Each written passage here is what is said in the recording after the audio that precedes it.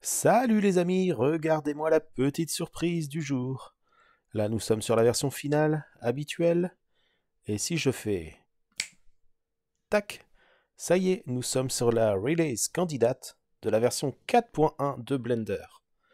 Et on va voir, alors on va juste entreapercevoir quelques petites nouveautés de cette version-là par rapport à la version précédente qui était la version 4 de Blender.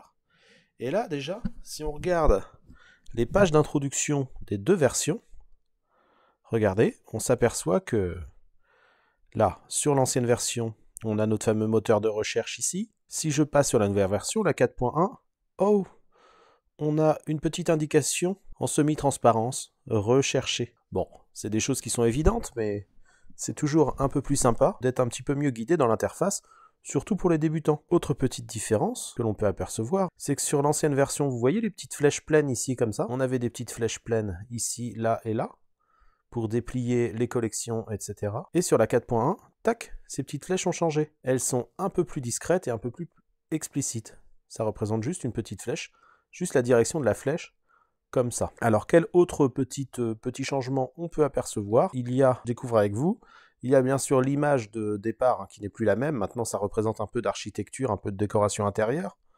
Alors qu'avant, et habituellement sur Blender, on est plus sur de la fantaisie, bien que là, on est sur une sorte d'aquarelle. Il y a un changement sur lequel je vais vous parler, ça va être sur le... Donc déjà ici, regardez, je vais me servir de mon cube, ici. Le cube, je vais lui ajouter un biseau, pour l'exemple.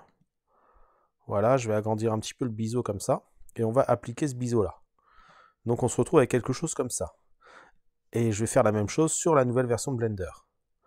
Donc notre fameux cube ici, on va lui ajouter, générer un biseau, qu'on va agrandir aussi, et que l'on va appliquer. Alors sur la version 4 de Blender, si vous cliquez sur le bouton droit de la souris, vous avez ombrage lissé automatique, ombrage plat. Donc ombrage lissé, tac, ça nous fait quelque chose comme ça. Donc un ombrage qui est particulier, qui nous casse vraiment notre biseau dans ce cas de figure. Et ici, regardez, si je clique sur le bouton droit, les options vont avoir changé. On va avoir ombrage lissé, mais lisser l'ombrage selon l'angle et ombrage plat.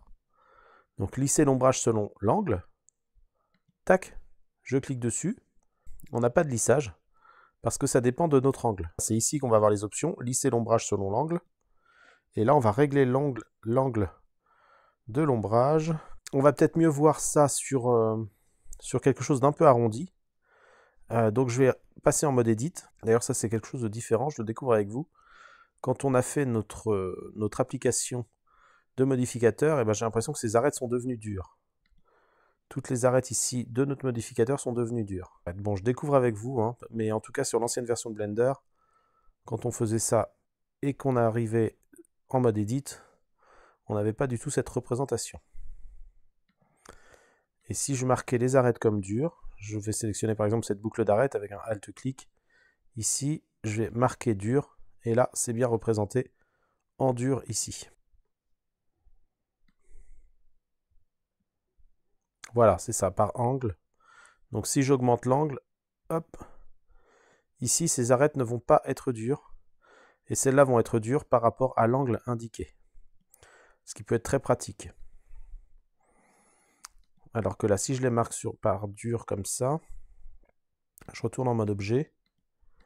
Si je fais ça, ombrage lissé, et ben toutes les arêtes vont être lissées, même celles qui sont indiquées comme dures. Alors qu'ici, je retourne en mode objet, et ben là ça va lisser tout, sauf les arêtes indiquées comme dures, comme les carrés qui sont représentés ici. Alors j'espère que je suis assez clair, hein, dites-le moi dans les commentaires. Peut-être que je ne suis pas très clair. Ombrage plat, ombrage lissé selon l'angle, que l'on choisit ici. Vous voyez, en fonction de l'angle, on peut lisser plus ou moins les arêtes. Ou alors ombrage lissé. Alors il y a aussi autre chose, on va remettre un ombrage plat. Voilà. Ombrage lissé, mais c'est selon l'angle. Conserver les arêtes dures. Ouais, vu qu'elles sont dures, regardez. Dans les options de l'ombrage lissé, si je décoche conserver les arêtes dures, et ben ça va lisser toutes les arêtes comme dans la précédente version de Blender. J'étais un petit peu hésitant sur cette vidéo, mais c'était parce que je découvre cette fonctionnalité de lissage avec vous, enfin ce changement sur le lissage avec vous. Donc dites-moi ce que vous en pensez dans les commentaires ou apportez des petites corrections sur ce que j'ai pu expérimenter avec vous. N'hésitez pas dans les commentaires, likez la vidéo, partagez. C'est important pour que je puisse créer plus de vidéos et qu'on puisse aller sur des thèmes divers et variés. Et j'espère que au moins j'aurai mis le doigt sur ce changement dans cette nouvelle version de Blender. Qui est important car le lissage, on l'utilise quasiment tout le temps dans Blender quand on fait une modélisation avec des arrondis, des choses comme ça.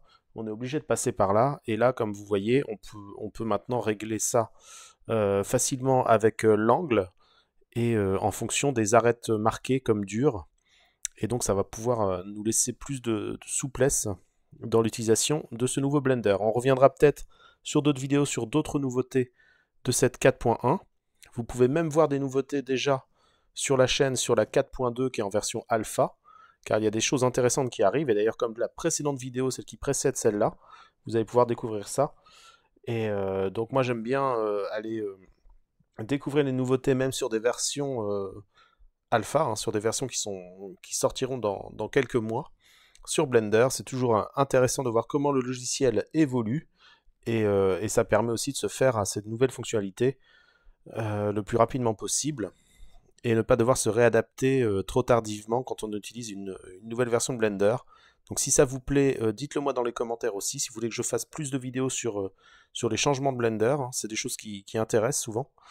Et dites-moi ça, ou si vous préférez que je revienne sur des vidéos concept, construction de bâtiments et autres, n'hésitez pas à m'en faire part dans les commentaires, et je vous dis à très bientôt.